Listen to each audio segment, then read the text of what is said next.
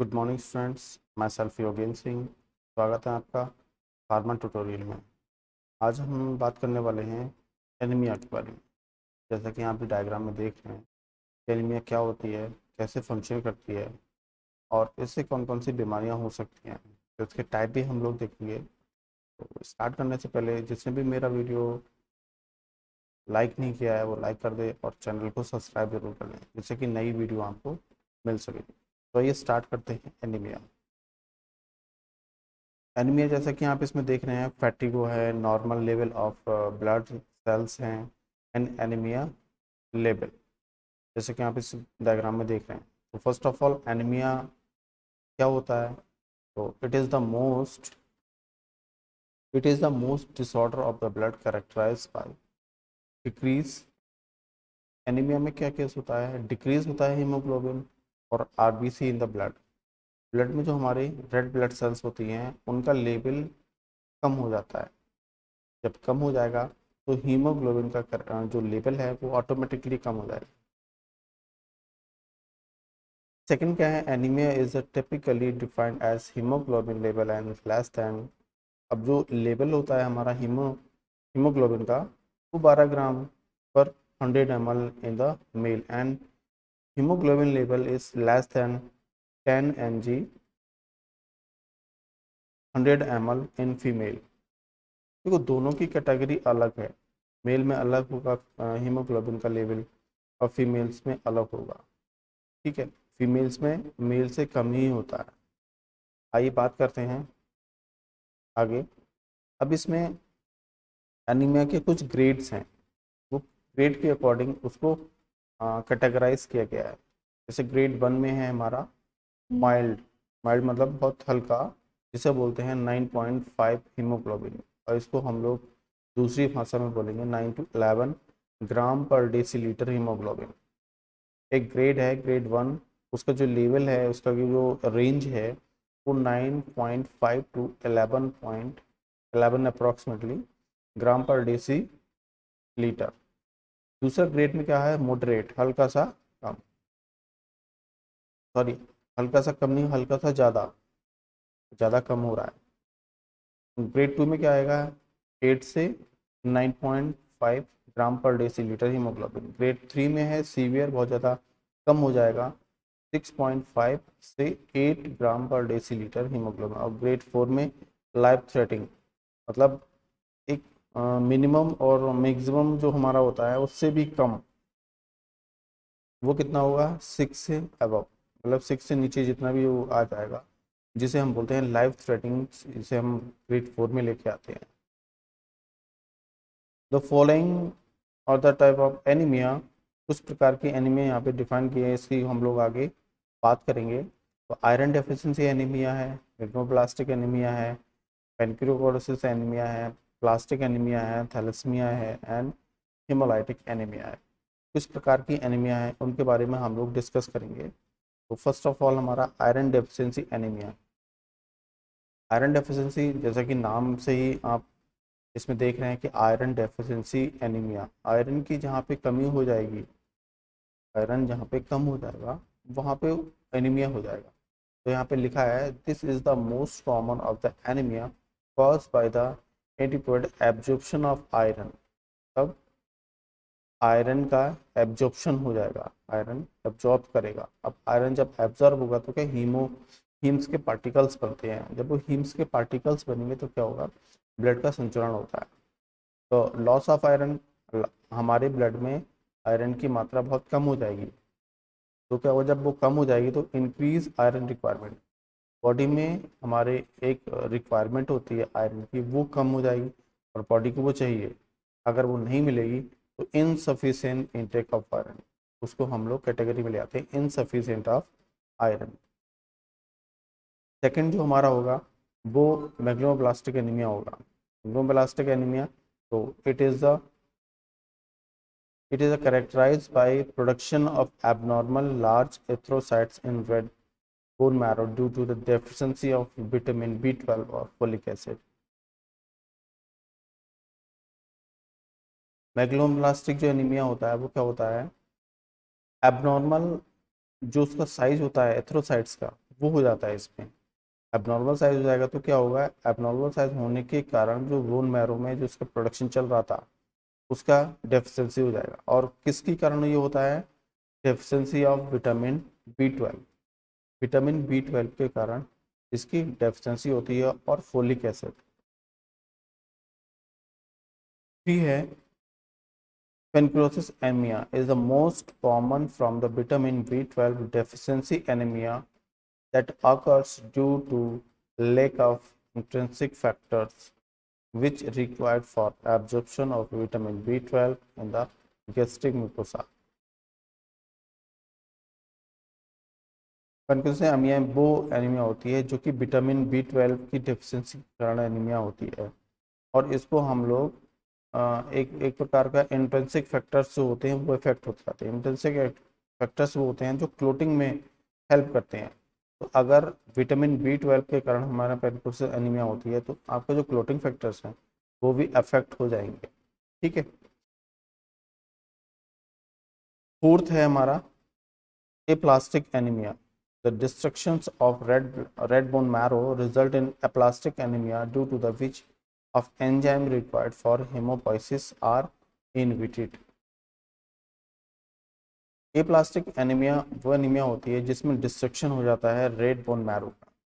जब red bone marrow का अगर डिस्ट्रक्शन होगा तो एप्लास्टिक एनीमिया हो जाएगा। क्यों होगा, क्योंकि रेड बोन जो हमारे रेड ब्लड सेल्स हैं उसका प्रोडक्शन होगा नहीं। जब वो होगा नहीं तो क्या होगा, ब्लड बनेगा नहीं तो एनीमिया हो जाएगा। एक प्रकार की ये भी एक एनीमिया है। फिफ्थ है थैलेसीमिया। थैलेसीमिया क्या है, it is the condition characterised by reduce production of haemoglobin. बहुत कम हो जाता है haemoglobin and increase probability of cell membrane leading to the earlier haemolysis. Thalassaemia में क्या होता है, कैरेक्टराइज एक प्रकार का ऐसा कैरेक्टराइज जनरेट हो जाता है जिसमें रिड्यूस होती है। रिड्यूस मतलब प्रोडक्शन, जो प्रोडक्शन हीमोग्लोबिन का हो रहा था वो कुछ हद तक कम हो जाता है। और कम हो जाएगा तो क्या होगा, increase friability of cell membrane हो जाता है। Last, haemolysis anaemia. Haemolysis anaemia क्या होता है, it is an intrinsic condition in which RBC are destroyed at the faster than the। Haemolytic anaemia में क्या होता है, जो नॉर्मल साइज होता है हमारा आरबीसी का वो धीरे धीरे डिस्ट्रॉय होने लगता है। यहाँ लिखा है condition in which RBC destroy at the faster rate than normal. अगर वो डिस्ट्रॉय होने लगता है धीरे धीरे आरबीसी तो वो क्या है, हमारी हिमोलाइटिक एनीमिया। ठीक है। पैथोजेनेसिस की बात करते हैं तो पैथोजेनेसिस में क्या है, पैथोजेनेसिस ऑफ एनीमिया। तो सबसे पहला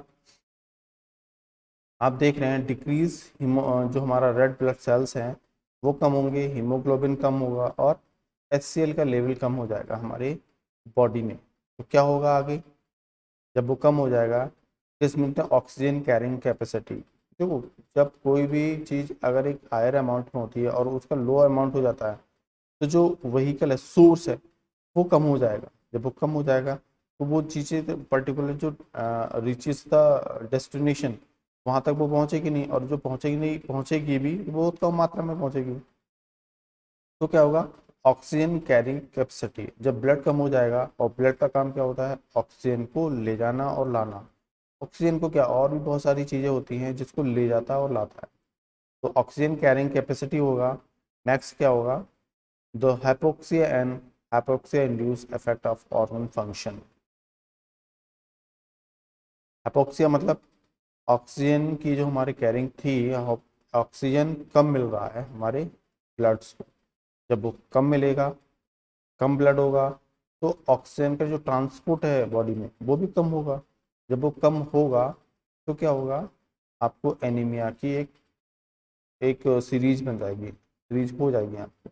तो इफेक्ट ऑफ ऑर्गन फंक्शन, दूसरा उसमें हमारे जो ऑर्गन्स हैं वो भी अफेक्ट होंगे कहीं ना कहीं। क्यों, ऑर्गन्स को क्या चाहिए, न्यूट्रिशन और ऑक्सीजन, और वो भरपूर मात्रा में मिलेंगे नहीं। जब वो मिलेंगे नहीं तो क्या होगा, जो हमारे बॉडी के फंक्शंस हैं वो डिस्टर्ब हो जाएंगे। और जब डिस्टर्ब हो जाएंगे तो क्या होगा, हमको एनीमिया किसी भी प्रकार की हो सकती है, या हमको शॉक भी लग सकता है या हमको कोई अटैक भी आ सकता है। तो डिपेंड करता है आगे उस एनीमिया पे। आगे देखते हैं इसमें क्या हो, sings and symptoms of anaemia. तो इसी से जनरेट हो जाते हैं आपके सिंग्स एंड सिम्टम्स, मतलब आपको पता लगता है कि मेरे बॉडी के अंदर ब्लड की कमी हो गई है, वो किसके कारण होगी, तो आप लैब में जाते हैं, टेस्ट कराते हैं। ठीक है, अब एनीमिया के क्या क्या सिम्टम्स होंगे, आप कैसे उसे आइडेंटिफाई कर सकते हैं। तो सबसे पहला आपको टायर्डनेस लगेगा। टायर्डनेस मतलब आपको बहुत थकान, बहुत कमजोरी लगेगी, आपको वीकनेस हो जाएगी। वीकनेस के बाद आपको स्किन, आपकी जो स्किन है वो धीरे धीरे झुलसने लगेगी, मतलब सिकुड़ जाएगी, एक प्रकार से बोल सकते हैं। और दूसरा हमारा है irregular heart beat. Heart beat का इरेगुलर होना मतलब ब्लड, हार्ट को क्या चाहिए, ब्लड, और वो ब्लड आपको मिल नहीं रहा है। तो क्या होगा, हार्ट क्या कहेगा, मुझे ब्लड दो, तो वो ब्लड पहुंचेगा नहीं प्रॉपर, तो शॉर्टनेस ऑफ ब्रीदिंग, आपको ब्रीदिंग में प्रॉब्लम हो सकती है। दूसरा है हमारा चेस्ट पेन है, डिजीनेस है, कोल्ड है, जो हमारे हैंड्स एंड फीट आपको हो सकता है ठंडे गर्म आपके जो पैर होने लगे धीरे धीरे, अगर ब्लड कम हो रहा है तो हो सकता है। इसके कारण एक सिम्टम और भी है जो जनरली आजकल होता है, हेडेक। हेडेक भी होने लगेगा आपको। अब इसका ट्रीटमेंट क्या है, ट्रीटमेंट की बात करते हैं।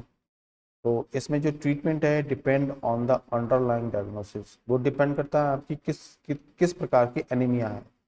वो डिपेंड, अभी आपने देखा ना 6 टाइप की एनीमिया, और भी बहुत प्रकार की एनीमिया होती है। तो उसमें हम लोग इसको डायग्नोस करेंगे और उसका ट्रीटमेंट करेंगे। तो सबसे पहला, अगर iron supplements can be use for iron deficiency. अगर आपको आयरन वाली, जो सबसे पहली वाली, अगर आपको आयरन वाली एनीमिया है तो आप क्या करेंगे, आयरन के सप्लीमेंट्स आते हैं। ठीक है, लोहे की कढ़ाई में आप खाना बना के उसको खा सकते हैं तो आपको आयरन मिलेगा, लेकिन आयरन के कुछ सप्लीमेंट्स हैं, आप उनको यूज़ कर सकते हो। तो दूसरा है विटामिन बी। जो विटामिन बी की पूरी कैटेगरी है, B1, B2, B6, B12, तो इसकी पूरी कैटेगरी है, आप उसको भी ले सकते हैं। तो विटामिन बी सप्लीमेंट्स में B use for low vitamin level. अगर आपकी बॉडी में विटामिन बी का लेवल कम है, तो विटामिन बी के सप्लीमेंट्स ले सकते हैं। Next, blood transfusion can be use for the blood loss. अगर आपकी बॉडी में ब्लड कम है तो आप ब्लड दूसरे का ले भी सकते हो, ट्रांसफ्यूज भी करा सकते हो। नेक्स्ट है मेडिकेशन। बहुत सारी तमाम प्रकार की मेडिसिन आती हैं, तो उसमें क्या है, medicine to induce blood forming and may be use for the body body blood production in reduce. ठीक है, तो आप मेडिकेशन से या मेडिसिन से आप अपना ब्लड का जो लेवल है वो बढ़ा सकते हैं।